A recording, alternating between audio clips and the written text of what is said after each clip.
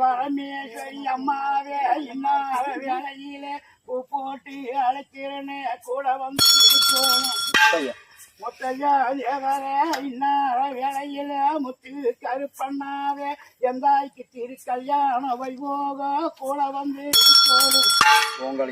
ஓங்காளி அம்மாவே உருக்கி ஒதுக்கானே இருக்க கூடியவளை இன்னார வேலையில கூப்பிட்டு அழைக்கிறேன்னு கூட வந்து இருக்கணும். அண்ணனுக்கு அண்ணமாரே தங்கிச்சு அங்கமாரே இன்னார வேலையில பூ போட்டு அழைக்கிறேன்னு கூட வந்து இருக்கணும்.